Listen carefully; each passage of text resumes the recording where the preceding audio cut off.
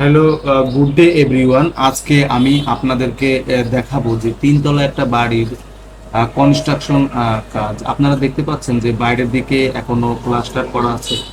অর্থাৎ একটা বাড়ি তৈরি করার পরে যদি আপনি বাইরের প্লাস্টার করে এবং ভিতর প্লাস্টার করে মিনিমাম 6 মাস বা 3 মাস বা 1 বছর পর্যন্ত আপনি রাখতে পারেন, তাহলে আপনার এই বাড়িতে সহজে লোনা ধরবে না। অর্থাৎ আপনার প্লাস্টার যখন পুরা ক্লিন করা হয়ে যাবে এবং শুকায় যাবে, তখন আপনি বাড়ির রঙের কাজ ধরবেন।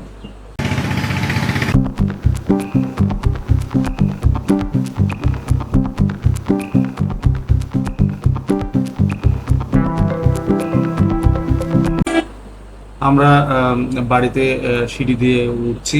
আমি সিঁড়ি দিয়ে উঠে আপনাদেরকে দেখাচ্ছি। এটা একটা আসলে বাইপাস সিঁড়ি, অর্থাৎ এই বিল্ডিং এর ডিজাইনটা এমনভাবে করা হয়েছে যে বিল্ডিং এর বাইরে একটা সিঁড়ি।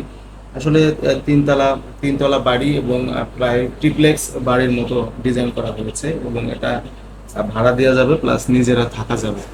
এটা খুবই অল্প জায়গার মধ্যে বিল্ডিংটা করা হয়েছে। প্রায় 3.5 থেকে 4 শতাংশ জমি হলে আপনি এরকম একটা বাড়ির ডিজাইন করতে পারবেন। দেখেন যে এইটুক জায়গার মধ্যে ছোট ছোট 3টা ইউনিট করা হয়েছে, অর্থাৎ যে জায়গাটা কমার্শিয়াল স্পেস, যার কারণে এরকম করা হয়েছে এবং খোলামেলা আলো বাতাসের ব্যবস্থা করা হয়েছে। রুমগুলি ছোট ছোট হলেও আসলে ছোট ফ্যামিলির জন্য এটা বসবাস করা খুবই উপযোগী একটা বাড়ি। আর রান্নাঘরটা দেখেন, যে এখানে একটা বেসিনের ব্যবস্থা রাখা হয়েছে এবং ছোট একটা কিচেন রাখা হয়েছে। আপনারা ইচ্ছা করলেই এরকম একটা বাড়ি করতে পারেন।